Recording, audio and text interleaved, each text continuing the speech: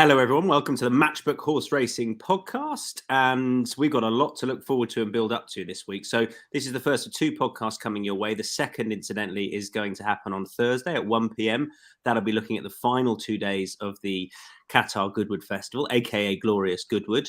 And this is going to look at the first 2 days in the main. Obviously, day 3 doesn't have any decks as yet. That's Nassau Day on Thursday. But we will be given the odd selection for that day when we get to it. But mainly this is the first 2 days, 6 ITV races a day. We're doing the first 5 of them. Otherwise, it's just too much. We'd rather have quality previews than quantity.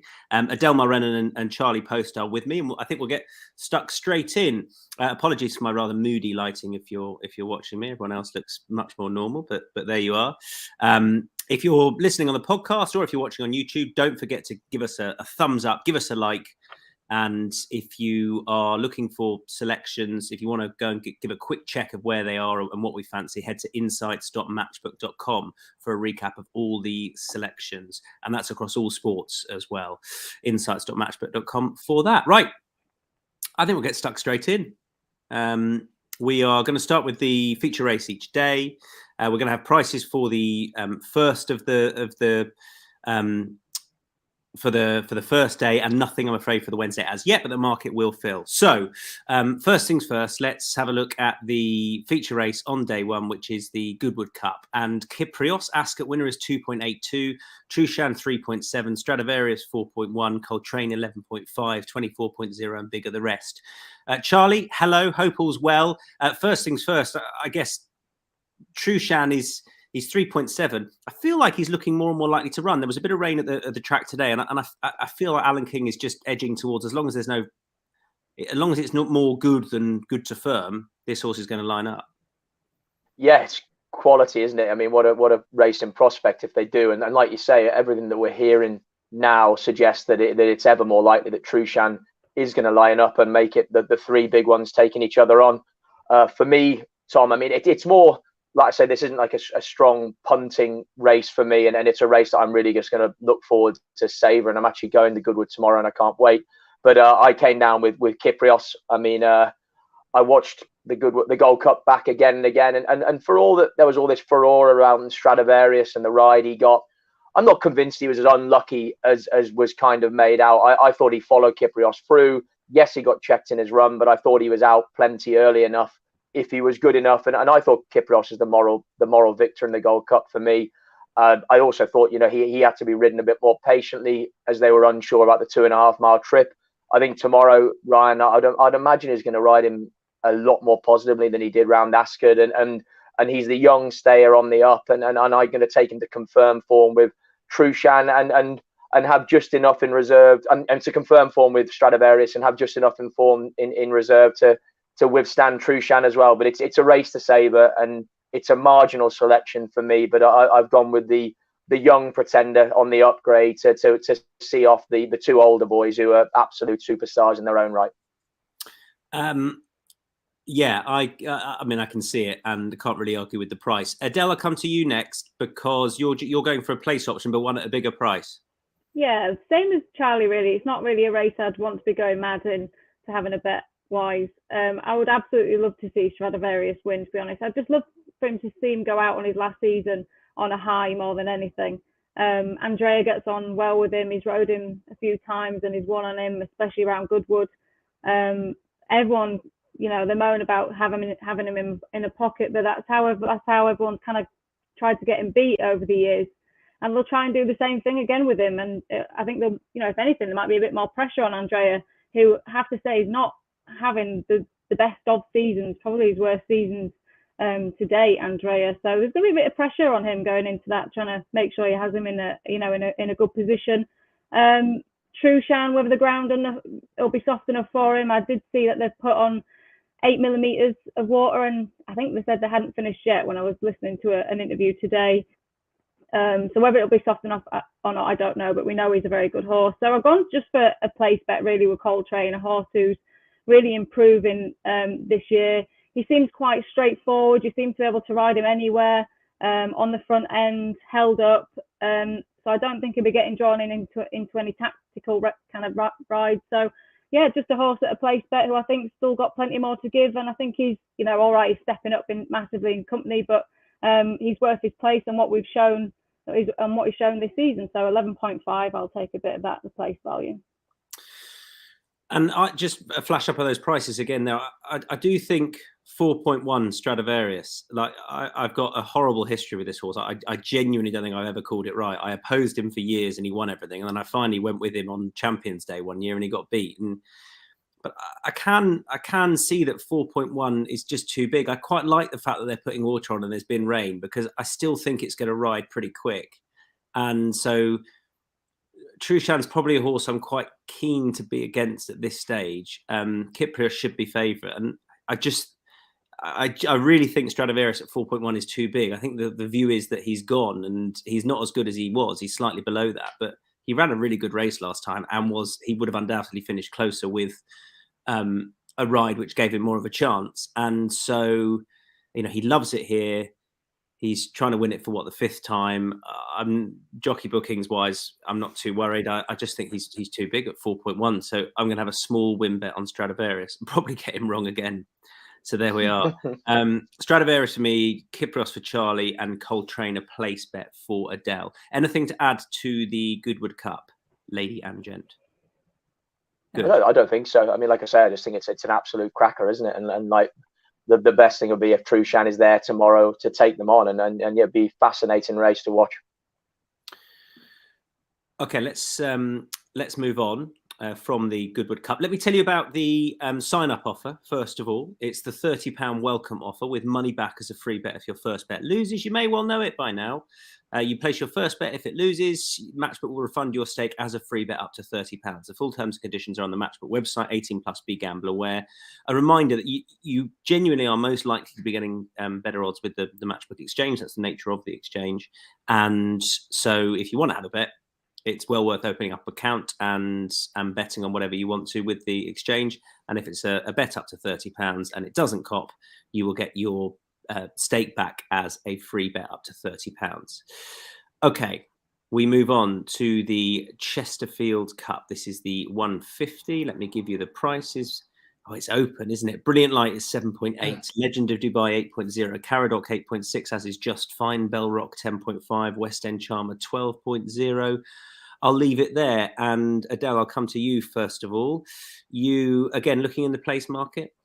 Yeah, Mark Johnson, you know, targets the Goodwood meeting. He absolutely loves it down there, and it's a meeting that he seems to do really well at compared to like the Ebor Festival.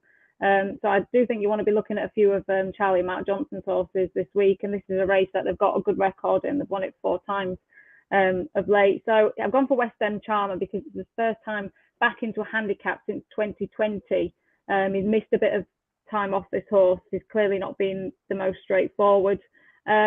He's been running this year in a lot higher level. So just thought it was interesting back into handicap company. Should be fine at the trip. And yeah, I didn't think he ran all that bad of a race last time out of the Wolverton at high level. So I think, yeah, back down into that kind of company. And for one of Charlie and Mark Johnson's at a big price, you can play him at the place market. Adele, I don't know your view on this, but I've quite often been suckered in to a handicap when Charlie and Mark Johnson, or originally Mark Johnson, have more than one runner in the race. I think, well, they've got 3 in it. It's going to be running at a furious pace. And it doesn't happen. And the reason they've got such a good record here is because they stack them up. And so I, you know, yes, if there's horses from that yard on the front end and others, they can go very quick. But I think it's a bit of a misnomer to look at them having lots of runners in the race and think it's going to be run at a true gallop. They can control it on the front end. Massively. I don't know why, like no one really seems to take them on either. They're always quite happy to let them have their own way out in front. I'm not quite sure, but one thing about their horses is they're just so tough to get by. And you know, they're always so professional. You never really see any of them being all that keen. They just get to the front and they can just seem to control the pace as they like. So I just think when they're down, they're not a team I massively follow like at the big festivals, but down at Goodwood I do. Okay, I'm going to go for a bit of a flyer on Etonian. He was a horse I backed at Ascot in the Hunt Cup, and that was not a great run. He's £3 lower here. Interestingly, he was down in grade at Ascot last time, on quick ground, but that was much better. And he went forward that day. And I quite like that angle that he's not necessarily going to go forward, but he's going to be ridden up with the pace. If you go back to, so Sandown in the race won by a subsequent Derby winner, he was out of it, never involved. And then he clearly wasn't right because he had a year off the track. And he was thought of as a potential Derby horse at one stage. He's obviously not a top end performer. He could definitely be arguably well treated off 97. The Lockinge was never going to suit, but now in handicap company, off the back of last time, he's gone back up £2. Having another crack at 10, I think he's interesting, and I just think he's worth one more go in handicap company. Etonian, win and place because he's a fair price. Charlie. Well, like Adele, I'm going for a horse that's dropping back into handicap company. He's been competing in pattern races, and like yourself, I'm going for one that's slightly up in trip in Bell Rock. Like I say, he's been running well consistently. He ran well last time at York. He was keeping on over a mile. I think the step back up to 10 will suit him. I think he's ran well in this race before. A couple of years ago, he finished third off from the same draw off a £1 higher mark. He's come down a few pounds this year. He's also got Harry Davis on board, who's sort of taken all before him as a young rider on the up. And the Andrew Baldwin team continue to go from strength to strength. And drawn in 4. I think for a win and place option at 10.5, 11. I think he's got an excellent chance in this sort of race. And like I say, course form I think is never a bad thing at Goodwood, especially. Okay, that's Etonian for me. Bell Rock win and place for Charlie. I should have put win and place for mine, and West End Charmer in the place betting for Adele. It's about 7.8 the field there, so it's nice big prices all around. Let's move on to the next, which is the Vintage Stakes. Can't make head nor tail of Holloway Boy. I need some help there. 3.1, Mysterious Night 5.2. Dear My Friend is 7.8. Dawn at Castle 8.8. Galeron 9.2. I'll leave it there. Okay, Adele, Holloway Boy. Let me throw a sentence at you, and you can tell me why I'm talking absolute tosh. A race fell apart last time, caused a surprise on debut. Form isn't worth the paper it's subsequently be printed on, and he's never going to win up to that sort of level. Why is that complete rubbish?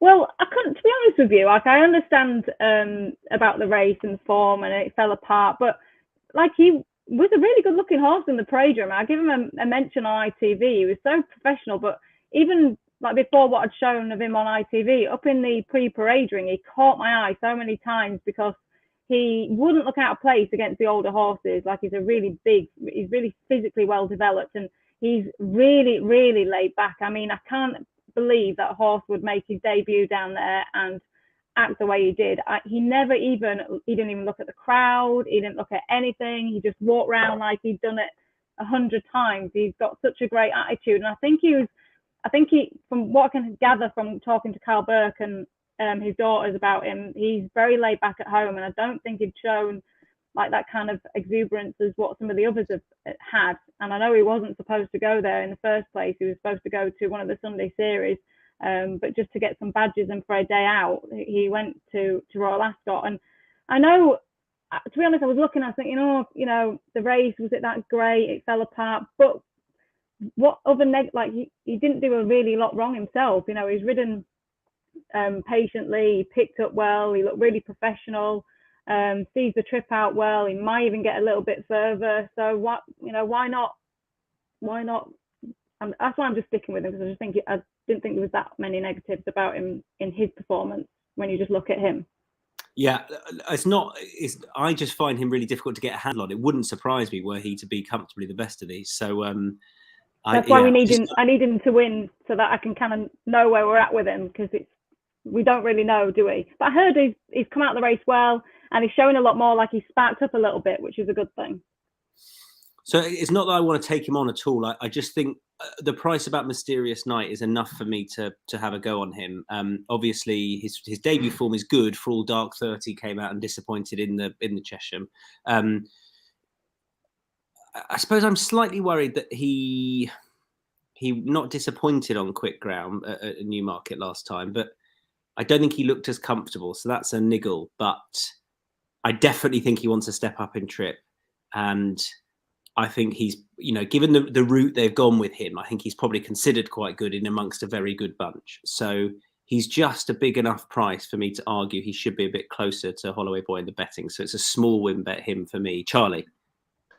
I think as well with Holloway Boy, it's ballsy, isn't it, by Carl Burke and the owner? Because I presume they could have taken quite a lot of money for him to sell him before today, and they're rolling the dice and going again. So yeah, fair play to them, and the very best of luck to them. For me, I came down with Galeron of Charlie Hills. He's had 2 runs at the track.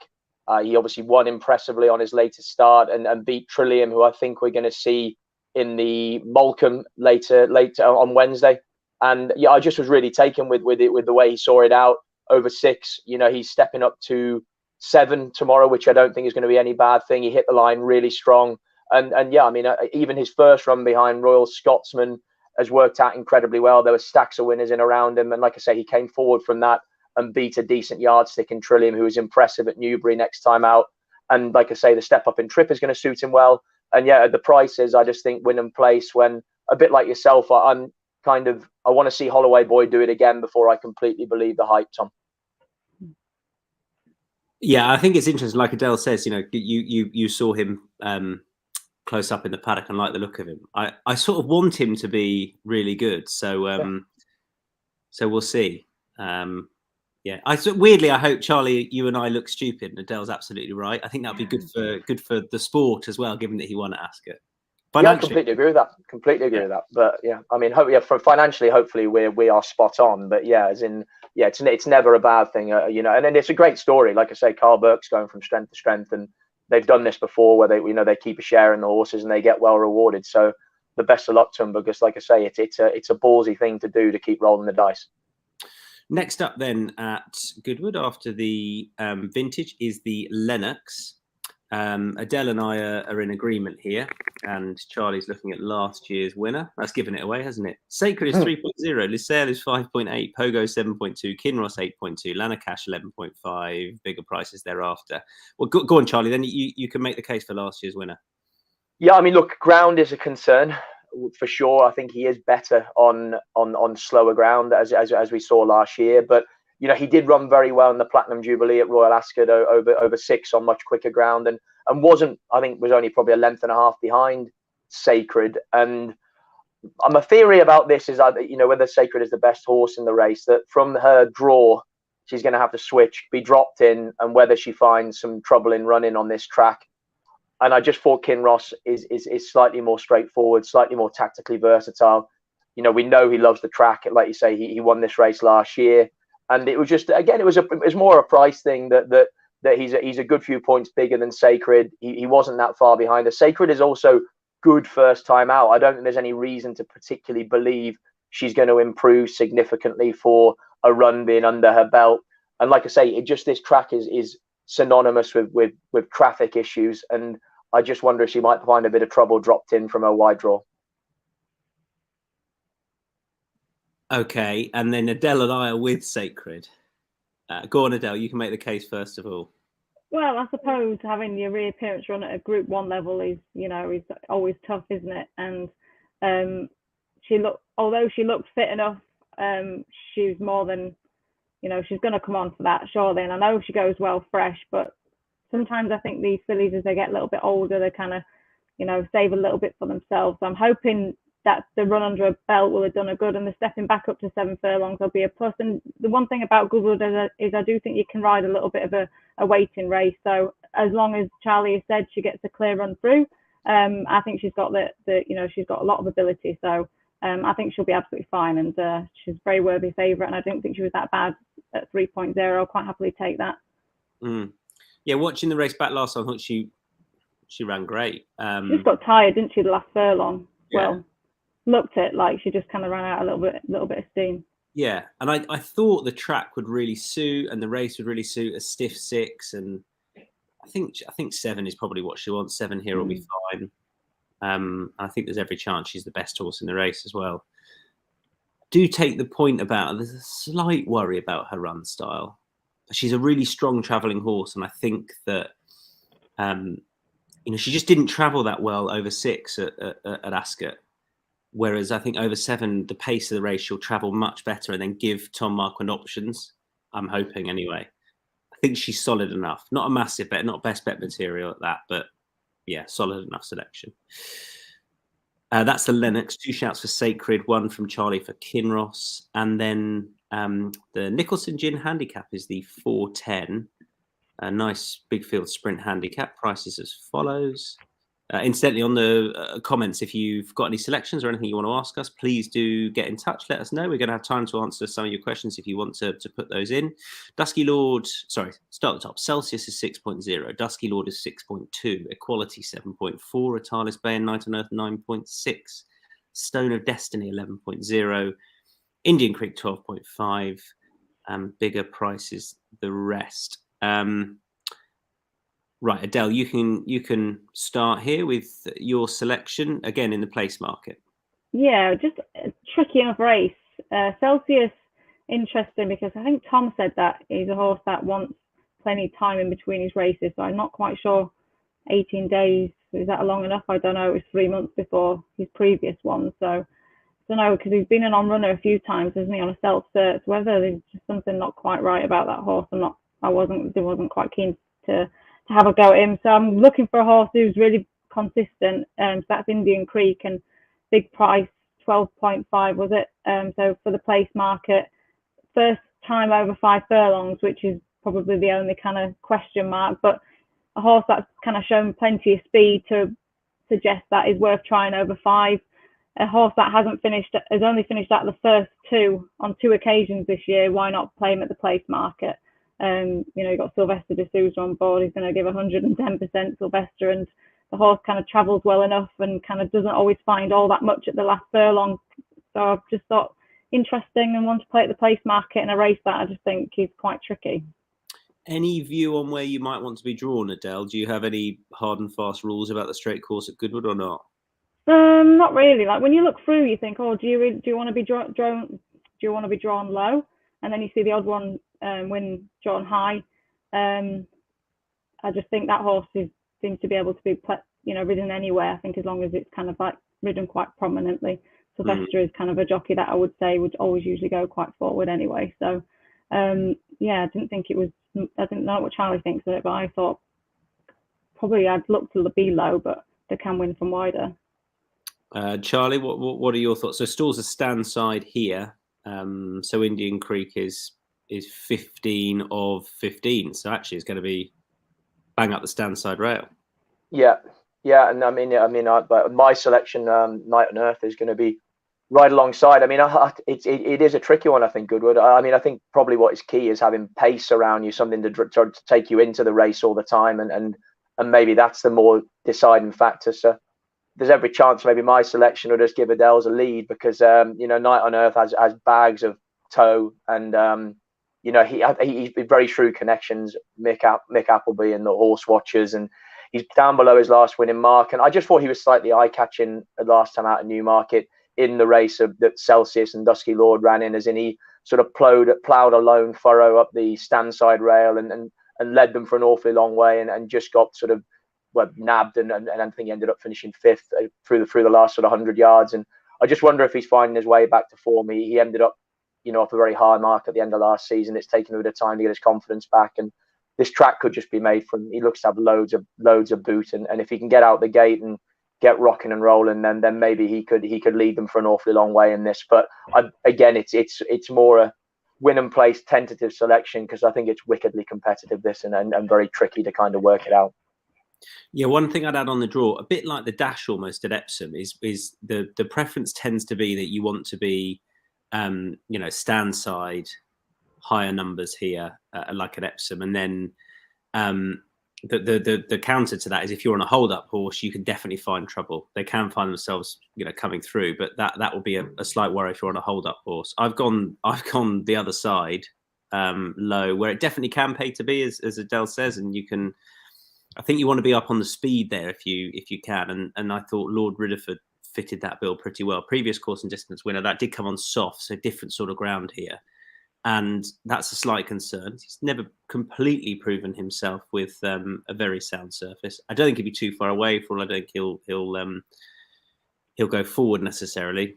Just looking a well-treated horse. So 87 now, I thought was getting interesting as a previous course and distance winner. And Jason Hart and John Quinn are in pretty good nick and know how to have a sprint winner here. So at the prices, I don't know if I got that far down. I'm not sure what price Lord Bridderford is. I'm sort of hoping for 17.0. So, oh no, 13.0. There you go. Great.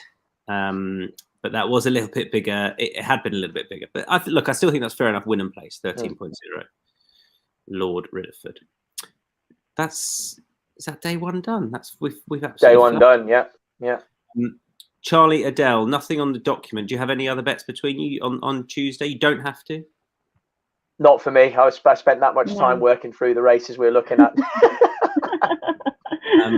Well, I have got one other bet for the day, and it is not because I spent any time going through the races, but I've literally just been told it. So sorry, everyone, just bear with me. I think it might be. I think it's in the Fillies Handicap, the 5:55. And it's a horse called System. Is she in that? So it's basically. This is great, isn't it? But I promised myself I'd put her up. So this is the same person that gave me in the 5:20 tomorrow. The same person that gave me the winner of the Sandringham, whose name I've completely forgotten. Oh, Heredia. Heredia. So I thought that was worth just giving to you. So what price is she in this 5:20? I don't know if we've got it there. She's a fair price. She's I think 10.0. Our producer says this is great telly. It's absolute. Basically, just if we could edit, just cut all the waffle out. System in the 5:20. I've been told by somebody I trust who gave me Heredia to back System in the 5:20. You in a dark library with these sort of snippets of like secret information. It almost feels like you should be whispering.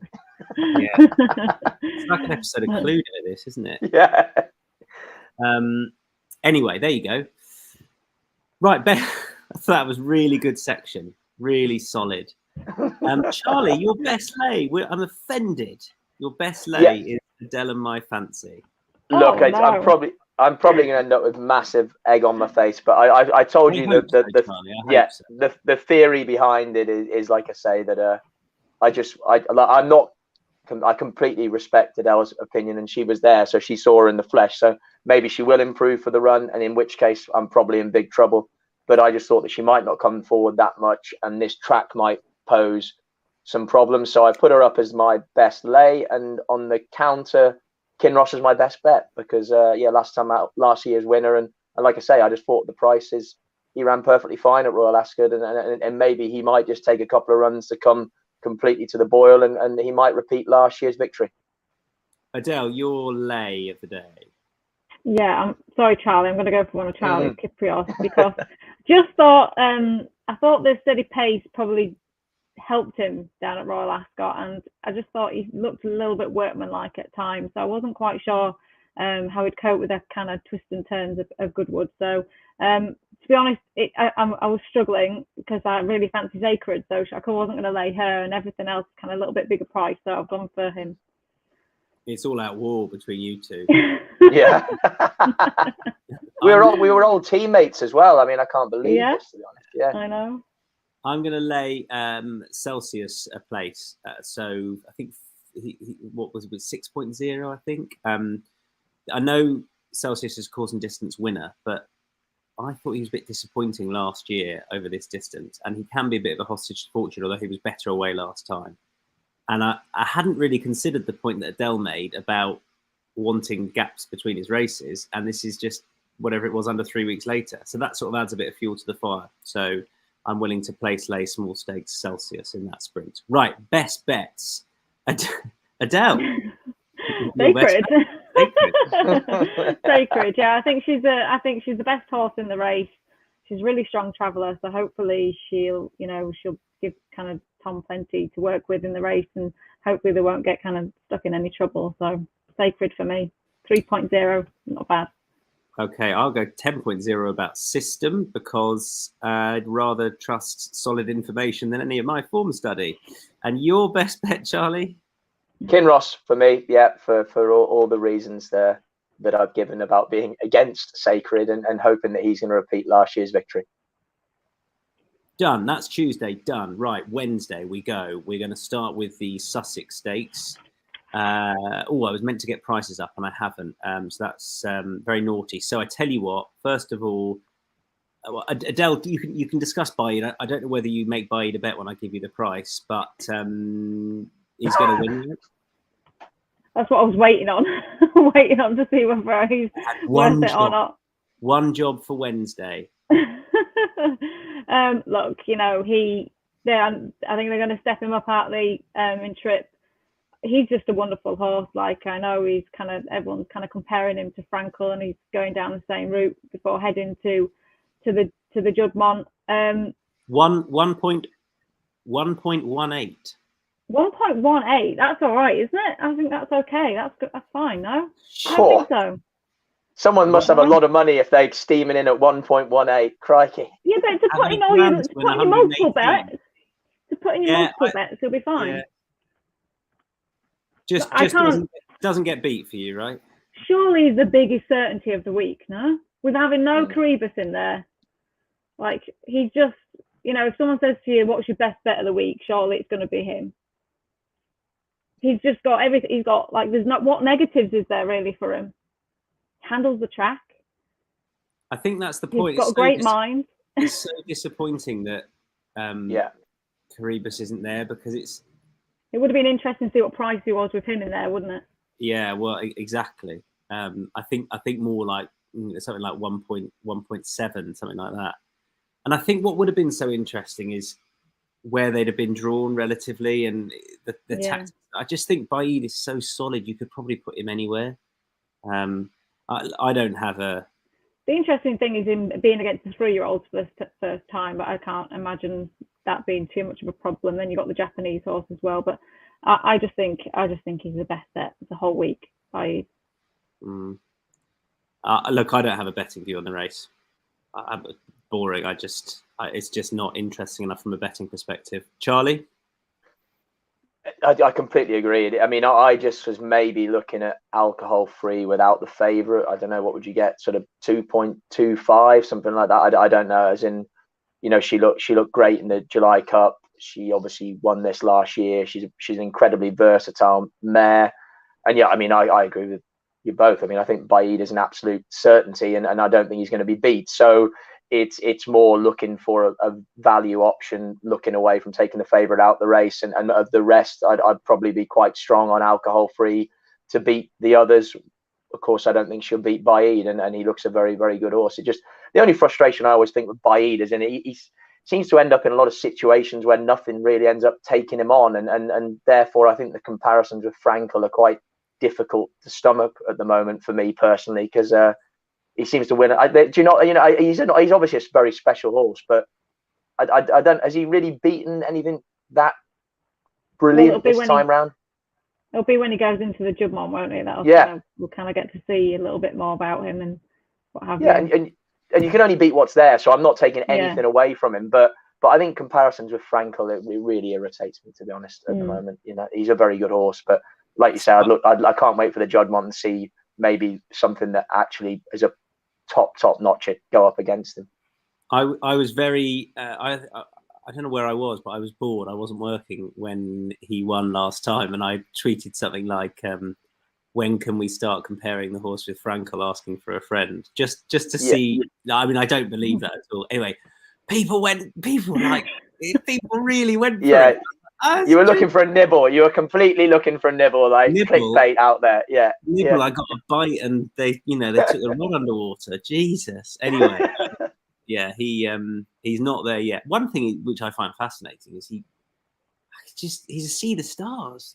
Like he's a full brother to a top level winner over 1.5 miles, and Hookham, who stayed further. Like, he's so quick. Anyway. Do we want to add anything to the Sussex betting point of view? I think we're done, right? Yeah. Fine. Good. Let's kick on. We're going to go back in time to the start of the day. So this is the 150, and prices are as follows. So Secret State is 3.0. Molecomb is 7.0. 7.5 for box to box. Maxud is 12.0, as is Mandobi and Surrey Mist, slightly bigger prices thereafter. Adele, couple of shouts for you. Yeah, another race that Mark Johnson usually does well in, but I wasn't that keen on his runners in this race. So I was looking to kind of take on Secret State, but actually he's done very little wrong. And if anything, he's kind of like getting better and better. Still think there's a little bit to work on him as well. When he won down at Ascot at his first try at a mile 4, he's still a little bit wandery out in front. And they've mentioned the Great Voltager for him, and he's entered in the St Ledger as well. So I suppose if you're eyeing up them kind of races, he wants to be taking this, doesn't he? He looks quite straightforward enough in his races until he kind of comes off the bridle and still a little bit green. It was interesting reading about him showing absolutely nothing at home, like he couldn't even get out of his own shadow. Just proves, doesn't it, how much some horses just need time to mature, which he seems to be doing quite well. So if he's going to be going for the Great Voltager and the St Ledger, then he wants to be kind of looking to win these kind of races. I thought Maxud was interesting at the place market into, well, what is, I suppose, his handicap debut. He won a novice and then he's been running, you know, against the likes of Claymore and Lionel. So I just thought that might be an interesting one with Ryan Moore in the saddle at a big price. So just might have a little go at the two of them. And Charlie, who are you with? Yeah, I'm looking to Secret State's race, but one that finished quite a way behind him. Mandobi for Willie Haggis and Tom Marquand. I mean, they still continue in fantastic form. He looked a really progressive horse before Royal Ascot. I mean, his thirst win worked out well.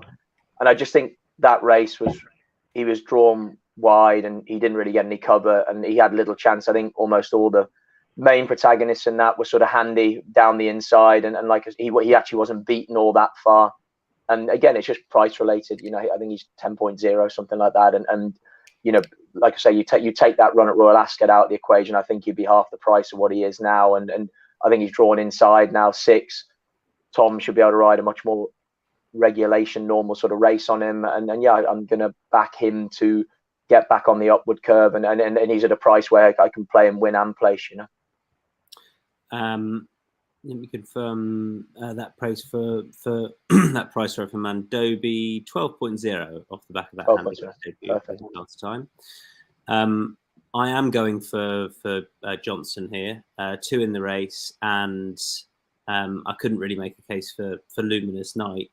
I've had a go at approachability a few times this year. He ran into Stable Companion at Poste, which I think was actually okay form, given it was just a 7-runner race and a Class 3 handicap. But it was, you know, a Sky Bet Sunday Series race. And then I was disappointed at Ripon last time when he couldn't get to the lead. I think he might here. I think he hated Epsom and actually he was slowly away. It's just sort of, so I think he wants quick ground. I think he wants 1.5 miles. And this track it will be fine for him getting it.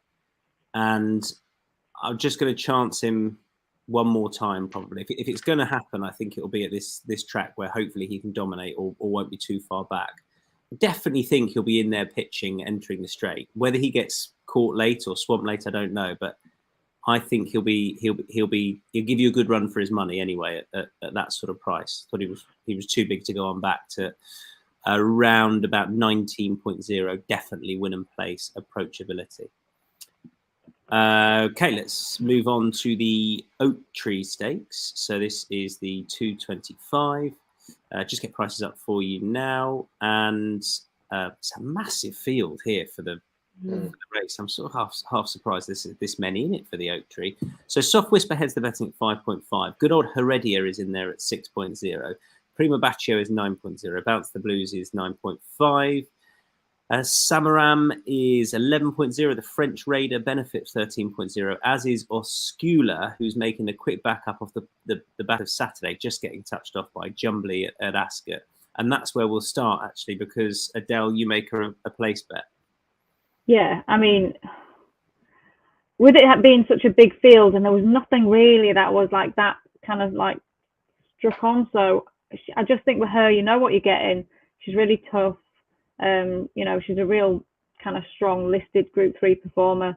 William Buick seems to get on really well with her. She's very straightforward to ride. She seems to handle any ground. And I think the step back down to 7 furlongs, so I don't know if a mile maybe just stretches her, although she's ran well over it. So yeah, I just think you know what you're getting with her. I know it's a bit of a quick turnaround, but she seems to take her racing really well, which you can see over the seasons because she just runs in every kind of like listed group race for the Fillies. So yeah, I just think that's why I've come down with her, but I'm not like overly strong on her. It's just a small place bet with her.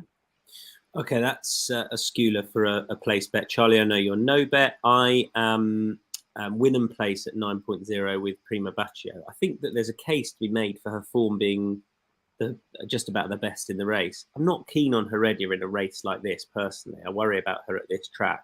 Equally, Prima Baccio tends to be pretty patiently ridden. The main thing is I'm excited to see her in a big field race. I know when she won last year, it wasn't necessarily a big field, but she was impressive the way she comes through in her race. And maybe she'll find trouble here, but I think she's definitely worth chancing at the prices. She just needs to settle better, and I'm hoping a big field will help her with that. And as I say, I think on form, there's a case to be made she should be right at the top of the betting on the pick of last year's form anyway. Hasn't quite clicked for her this year. I think she wants a sound surface, a nice strong pace to aim at, which she should get here. And yeah, I thought she was still just enough value to back Prima Baccio for me, around about 9.0 for the Oak Tree Stakes. Let's move on to the 3 o'clock. So this is the Molecomb Stakes. Rocket Rodney heads the betting, currently 2.3. Wallbank is 4.0. Eddie's Boy is 7.0. Studio City is 10.0. Trillium 13.0. Bigger prices thereafter. You're both Rocket Rodney. So Charlie, take it away. Yeah, I think he's a really, really good bet. This horse, you know, as in like he was excellent at Royal Ascot behind Little Big Bear, and I mean that if we're saying Holloway Boys race didn't work out, this has definitely worked out. The Windsor Castle and Little Big Bear was impressive again, and this horse was very, very good at Sandown next time out, and I think he's all speed. I think the track is made for him, and yeah, I'm. He's probably of the 2 days, he'd be the horse I'd be most confident selection of. For Tuesday and Wednesday, Rocket Rodney. I'm really looking forward to watching him. Adele. Yeah, I really like him. I think, did he nearly break the track record when he won at Goodwood on his second start? So that's really good. I like that. Nice professional horse. Speedy, but I still think he might get a little bit further. Whereas Walt, and I like because he does his good work. His best work is really very much at the end, compared to Wallbank, who I think is like really all speed. You know, he's a really strong traveller, that horse. So yeah, not a lot really to add to it apart from I think he's a really exciting little horse, and I think it was mentioned that he might go to the gym crack, so it'll be interesting. I'll be looking forward to seeing him there. I really like Wallbank, who I think the track will suit ideally. Wallbank was possibly going to be my best bet. I don't think I can do it now. Yeah. What did you, Adele? I saw Wallbank. Go on. I watched back his races, and I just think he's like seriously straight into the bridle. Like you know, when you watch a 2-year-old, it's like he's just like over traveling a little bit too early on. I actually prefer a 2-year-old that's maybe a little bit more behind the bridle and kind of is always kind of quickening, doing the best work at the end. And that's what I feel like Rocket Rodney's like. Whereas I think Wallbank just seems to be like he's just straight into the bridle, and I don't think he's like the strongest at the finish. Whereas I think Rocket Rodney is. No, not as much. No. Were you going to say something, Charlie? Sorry.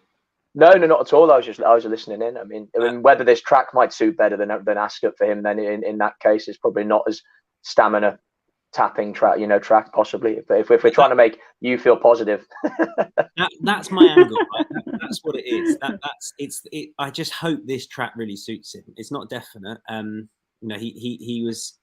didn't get the best start last time. He was a bit keen. And then, yeah, as Adele said, I thought he looked the winner, and we all know what happened late on. I just think a flying. I thought he was really impressive at York. I listened to an interview with Ross O'Ryan earlier on the week. He said it was his best chance of a winner, probably because it's the shortest price of the lot. Yeah, it's just here. I just want to chance him here, Wallbank. I've been very impressed with Rocket Rodney, but I'm more taken with the 4.0 about Wallbank. So it was Rocket Rodney nearly breaking the track record over 5 furlongs. That kind of really sold it for me. So I saw that. So yeah, 0.5 outside that time was very, very strong for a juvenile. Yep. All right.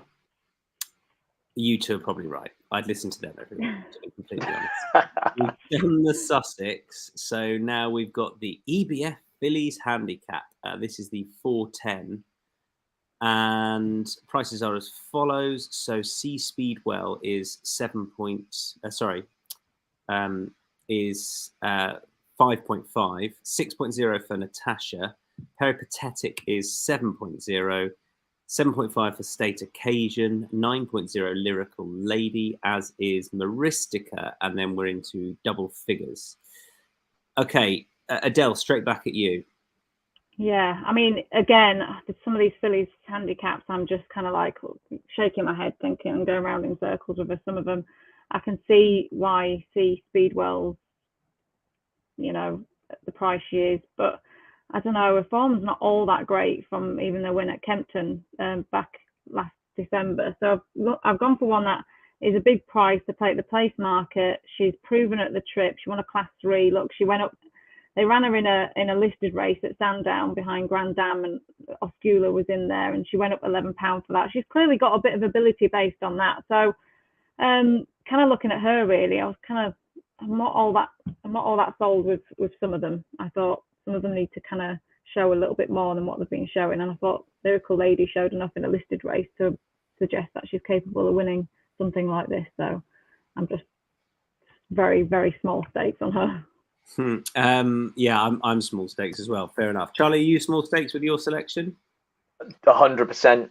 Yeah, I mean, I think this was tricky. I think 3-year-olds have a good record in this. Looking back through it, and I've finally jumped on the Charlie and Mark Johnson bandwagon with Value Theory. Again, it more place than anything else.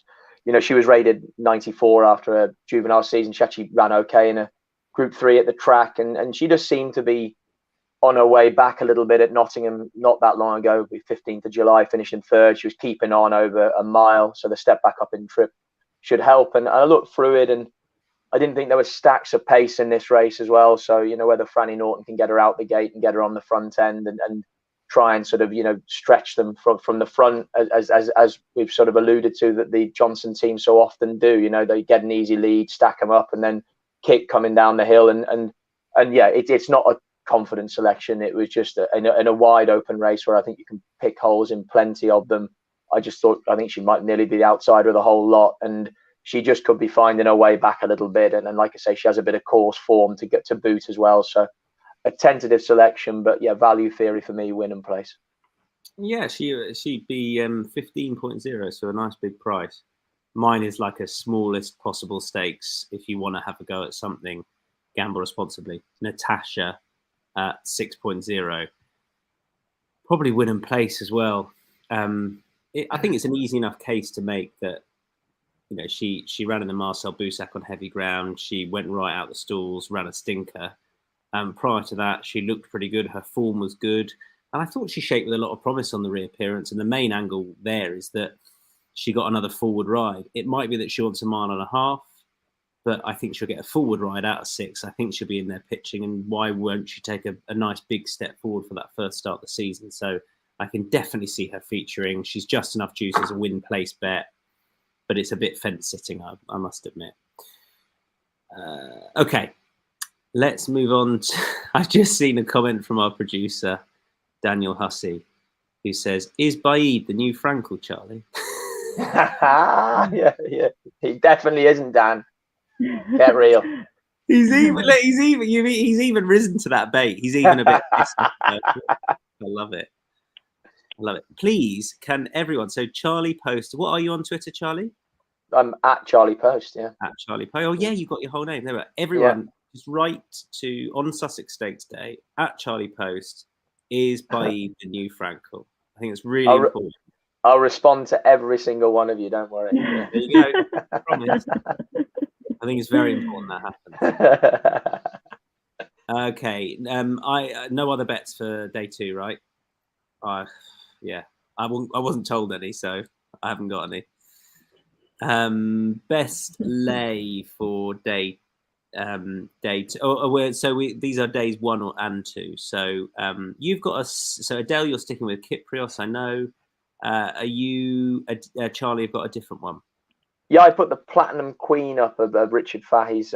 She was, very impressive at York, but it was just more again price. I thought she was quite short in a race where there were a couple of improving sorts in against a few that had turned up at Royal Ascot and ran poorly, like she had, and then she seemed to take a significant step forward at York the last day. But like I say, it was just more that I don't know what price we're offering it on Matchbook, Tom, but at 2.25 or something like that, if she ends up that short, I'd be willing to take her on for small stakes in a race where I think there's a bit more depth in it than the market is suggesting.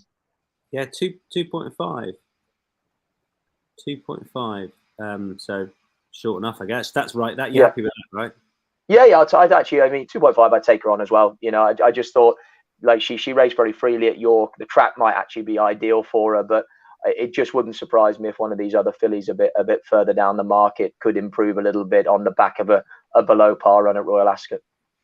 Okay. And best bets, I like this. So Adele, your best bet, is it a double? Is it a double? Oh, no, Rocket sorry. I see. So, no, apologies. So we've got Rocket Rodney Sacred. So your best bet for day 1 is Sacred. Your best bet for day 2 is Rocket Rodney. Yeah, that's right. Would you, if I had to make you choose one for the 2 days over that, if you had to back one over the other, who would it be?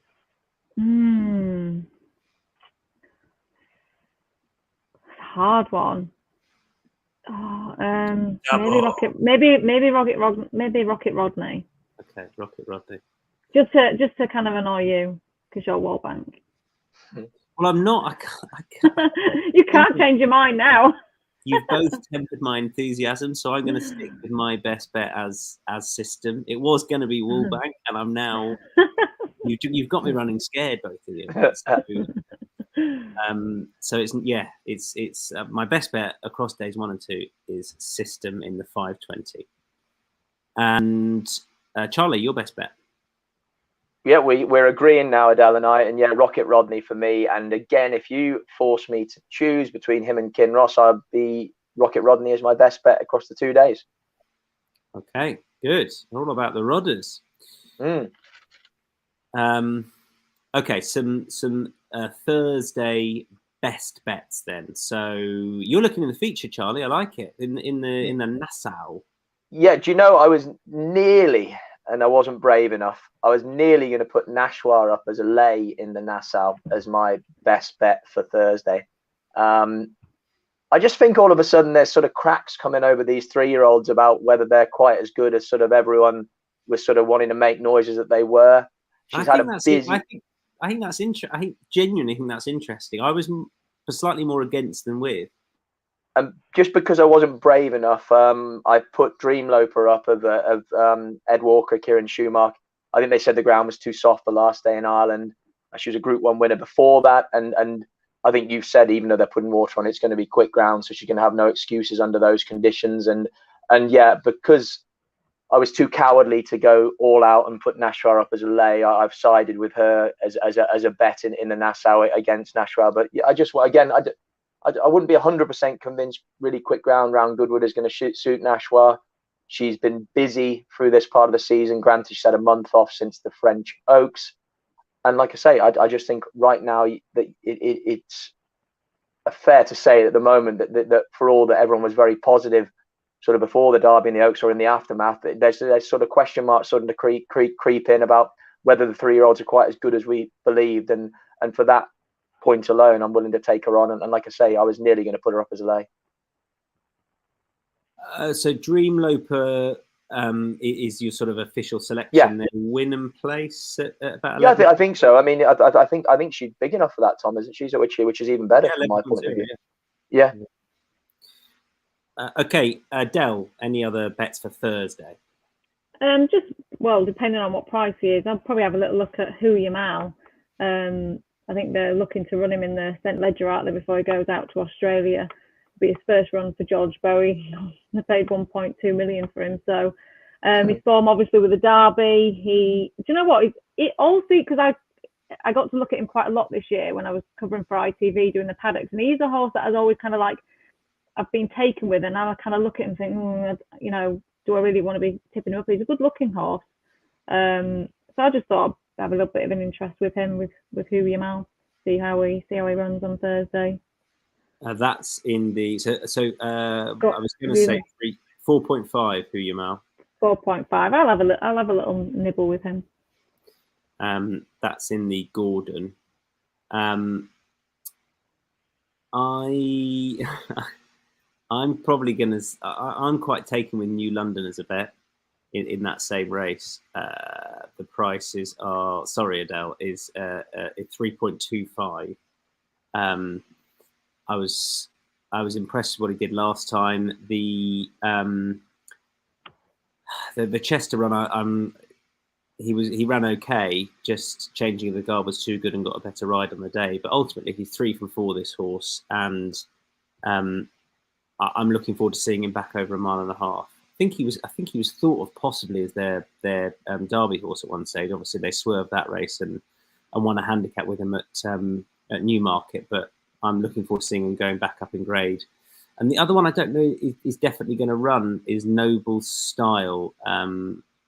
I need to get a price for you as well for the Richmond Stakes.